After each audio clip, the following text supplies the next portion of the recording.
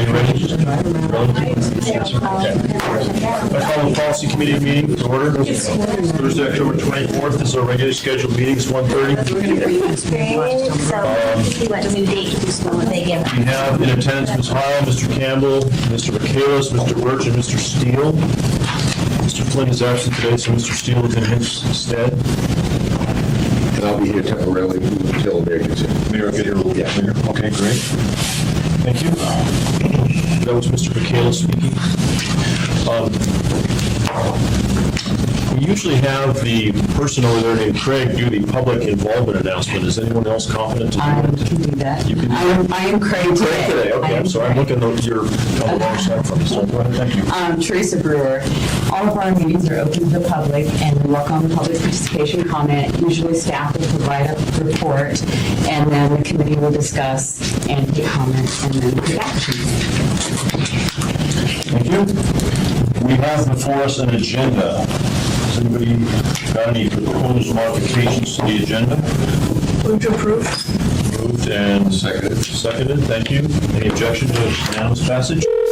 Agenda is approved as presented. We have minutes from August 22nd in our packet. Move to approve. Second. Moved and seconded. Are there any modifications anybody would like to suggest in these minutes prior to approval? Any objection to unanimous passage of those? None? Those minutes are approved. Business items, we have Freight Advisory Committee appointments. I believe we also have a couple of resumes or statements included in our packet. Yes, you do. We have a memo you're requesting to approve both Colonel Matthews and Board Director Rich Wilson to the Freight Advisory Committee. Colonel Matthews is the Director for Logistics for the Alaska Command Joint Base on the Richardson, in Alaska. She would take our public member position and Rich would fill in and replace Britt Seismanac from the Port of Anchorage. Move to approve. Second. Moved and seconded. And I guess it's fairly obvious, but let me just get on the record. Was this, were these people vetted in by the TAC and sent Yes, forward? they were. Okay. On the Did we have any other applicants, or were these the only two people that came forward?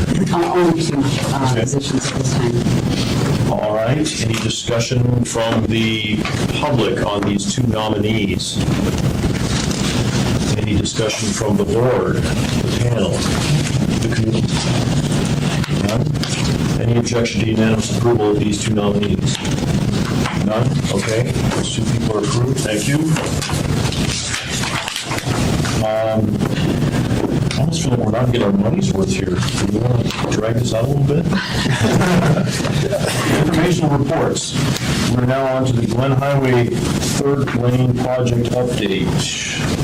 Brian and Paul, you guys going to take this on for us? Sure. Thank you.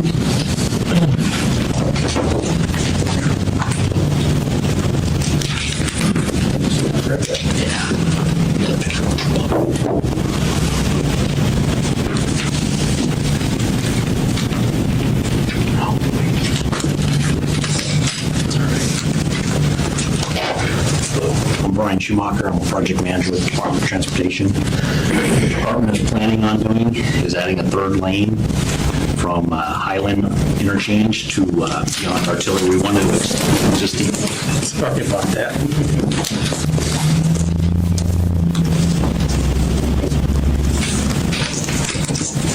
We're having technical difficulties. I think I'm just going to hold these up here. Let's get down. Okay. Stand over here. We're planning on extending the existing third lane. How it terminates right now at Highland. We want to extend it through Highland, over the river, through Artillery, and terminate it halfway between Artillery and North Eagle River. What's interesting is how we'd like to do it. We'd like to realign it right in the middle between where the two highways diverge and converge. We'd like to, the existing hill going outbound is at a 6% grade right now. We'd like to flatten it to about 3.7. We'd also like to connect the two outside curves tangent to tangent so it's a straight shot. We think it'll increase visibility for the off-ramp at Artillery, increase visibility for the bridge, It'll, flattening the hill will eliminate brake light hill, people call it. Does that include a new bridge then? Yes, yeah, for this phase, I'm planning on just doing the northbound. We'll install a new bridge for the northbound, and we'll design the southbound, the southbound alignment bridge.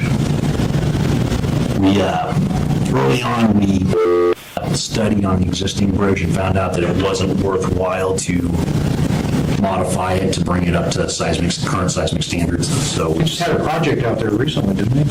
Or they were doing some resurfacing on it. I think so. I think we worked on the pathway on the side. Just the pathway, okay. Yeah. Right.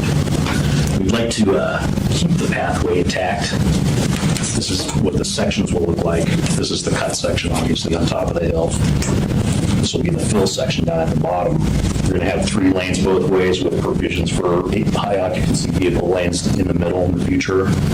Want to keep the existing alignments as frontage roads and maintain the pathway as is. Palmer's going to talk a little bit about the schedule and the process. And I'm going to put this here for now.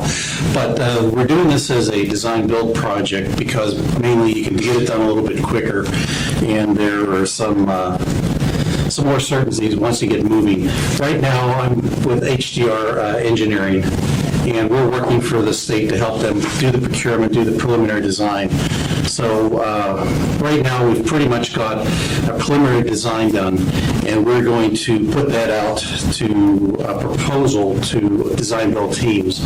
Right now, several months ago, we shortlisted design-build teams. They consist of a constructor and a series of designers. We shortlisted 3 to take forward in the process. We'll be releasing sometime towards the end of the year an RFP to them. We also give them a chance to look at our preliminary plans and a draft RFP just so they have a good idea of how they're going to move forward. And that RFP is going to be awarded as part of a best value procurement on one side and probably around 80% best value, somewhere around about 80% on price, 20% on qualifications. And that'll be awarded early next year. And then the schedule is to actually have them start work early in 2014. And the schedule right now we're thinking is going to run up for about 2 construction seasons. So it's a fast-track project. As Brian said, that work is only for the northbound lanes.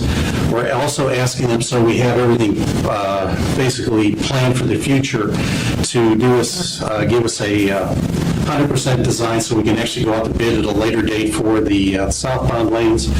If funding should come early for the southbound lanes, it's possible that could be added in the contract, but that would have to be seen how that can be handled. We're actually making some provisions in the procurement for that, but we will be able to handle that either way. Most likely, we're figuring on it's going to be a separate bid at a later date.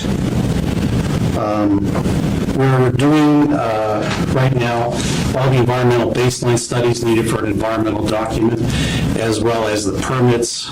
We're going to have preliminary permits for most of the job. That's for wetlands, for fish passage, for looking at the hydrology of the river for flood area. And we will have that towards the end of the year as well. So if the contractor goes forward and he makes any modifications to the design, which we expect to, because we actually ask for innovation so they can best move forward with betterments that within the price range, then we can take advantage of that. An example of how that worked is on the Anchorage hatchery, which I also worked on, where we actually, that was a slightly different alternate delivery, but as you had innovations from the contractor, you were actually able to get more for your dollar value. And that's about all I have on the project. Well, can you speak a little bit about the funding on that? I mean, it's not an AMATS project per se. Can you or Brian talk about the funding, please? For last November was on the ballot measure for bond. We got $35 million during the development of our concept here, we found that NSTAR's natural gas pipeline, the 20-inch high-pressure main that feeds Anchorage, zigzags down our proposed alignment.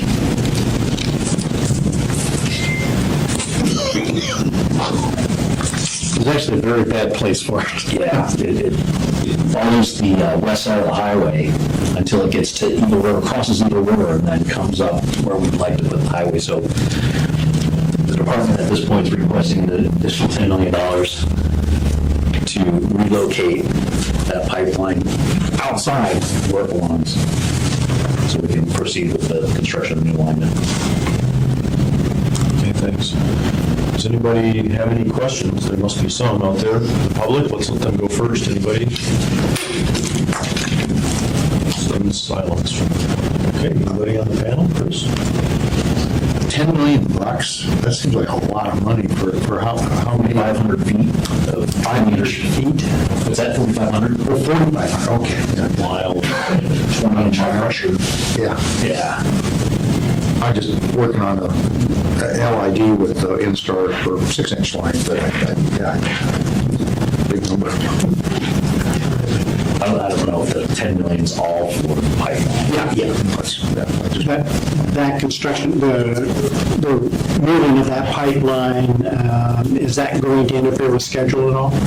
We hope not. Yeah, go ahead. We have a couple options, and the DOT is still really looking at this, and it could have some effect on the schedule, but there's a possibility that the DOT may go out with a separate contract to get this begun earlier in the year, and if most of the pipeline can be relocated before the contractor comes on board, really up to speed mid next year, then it shouldn't affect the schedule.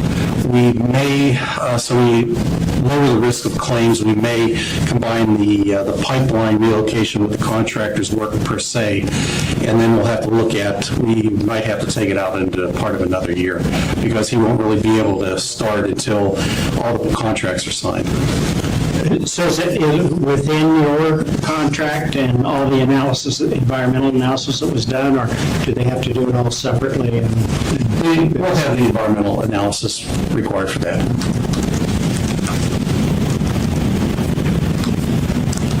Okay, anything else, guys? No? No?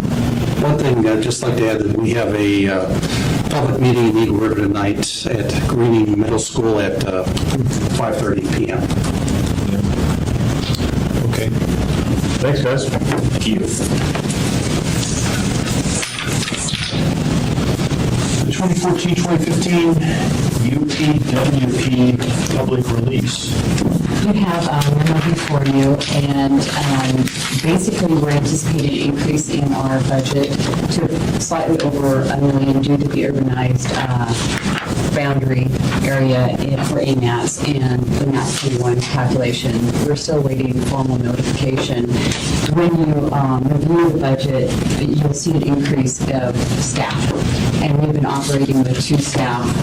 We usually in the past had 3, and with all of the upcoming plans and RFPs that we have coming out for travel demand model, potentially freight mobility study, congestion management plan, status of the system, and a household travel survey, an increased staff is highly recommended. I don't know if Jennifer might have something to add. So this, if I may try to synopsize, this then is federal pass-through money that comes to the municipality/AMATS in order to do the planning required to support the AMATS mission every year. Is that correct, in a general sense? Okay. And so this would be a standard release that we do every year about this time for the upcoming year? Yes.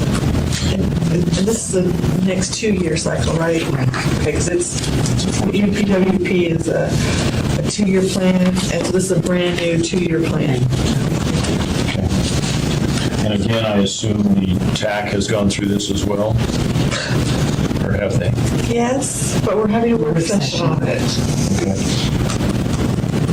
I guess I'm going to just go ahead and admit ignorance and say that I don't know much about this, so if anybody else, this is usually where Patrick likes to dig into stuff and Well, the question is, are you looking for us to approve and? I think this is informational. This is I think it's informational, and I'm sorry, I don't recall when the work session date is, Right, but I'm sure that you'll be welcome to participate in that discussion. right. And I think if you say, I think that this was actually released for the 30-day public comment period by the TAC. And so this is just a heads up that's out there. And I assume that at the next meeting, the meeting after that, we will formally approve it once it comes back through the TAC with any incorporation of public comments that they may receive. So just one heads up, okay? Thank you. And on to your next action item, Mr. Brewer, is the 2011-2014 TIP admin mod number 7, Right, and which is the final.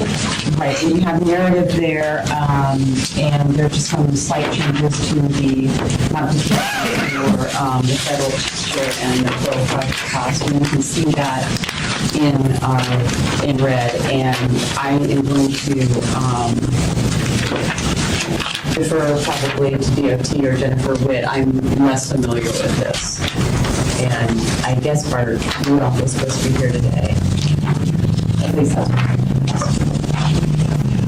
Word is off being trained or being vacation. right. I imagine he's working on airports. Could be doing his real job, yes. Do you have anything you'd like to say about this, Jennifer?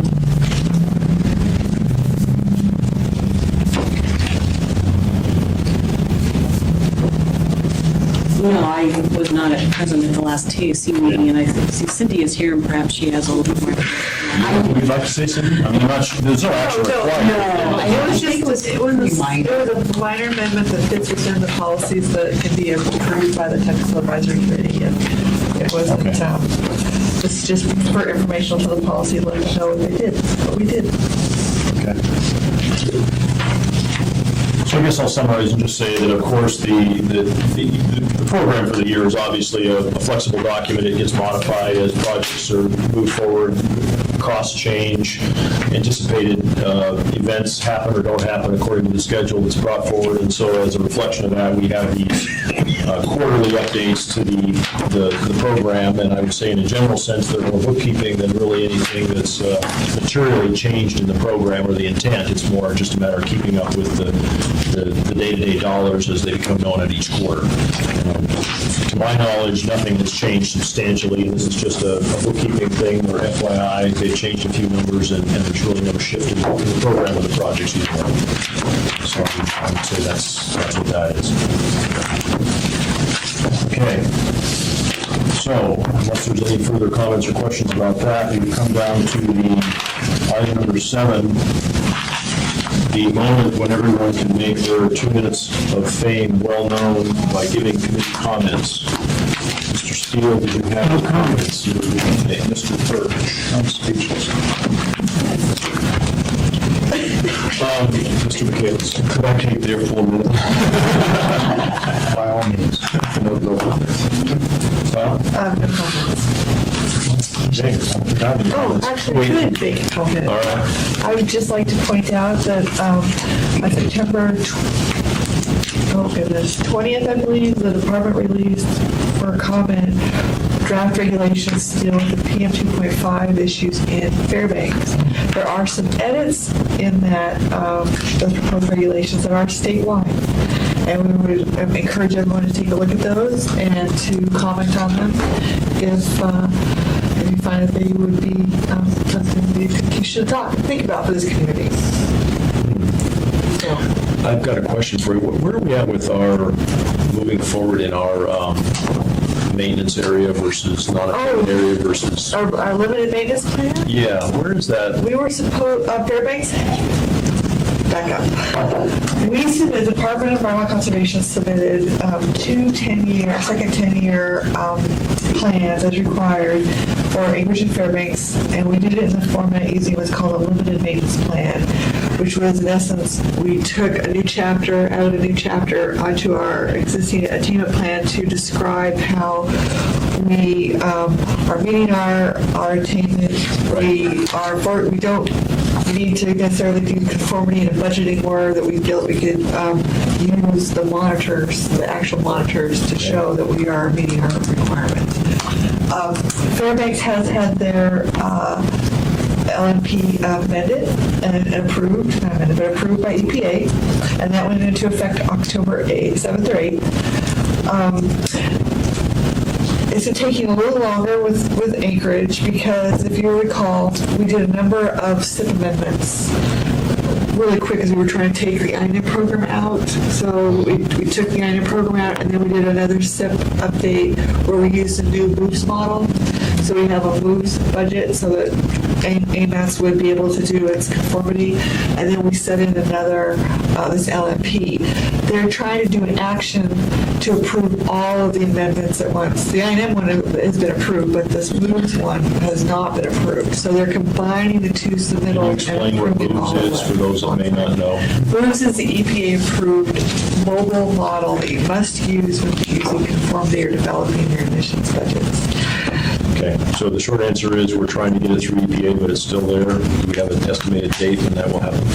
Prior to the partial shutdown, they were guessing, they were anticipating the final quarter of 2013, but now I'm expecting it to be the first quarter of 2014. So the 2-week shutdown cost us a quarter? They're already behind, so, yeah. All right, okay, thanks. I just have a question on the Fairbanks, just to kind of, they're looking at a coal-fired, replacing the coal-fired power plant at the university up there, and I guess that was, so is the coal, I guess the clean coal plants are a non-issue with that air quality? What we're finding is that based on the filters, so the actual filters and the particulates on the filter, we could determine at the breathable level where that pollution is coming from. And it's 60 to 80% coming from home heating, solid fuel, so wood and coal. So the power plants have really high stacks, and it appears that the way the winds are flowing, that there's not coming down to the ground level. So it's focused on the issue. The main issue is on home heating. So the SIP process is not driving the changes that's happening with that power plant. I'm just curious. Thanks. Any further comments, questions? So your objection, I'm going to adjourn the meeting. Adjourn.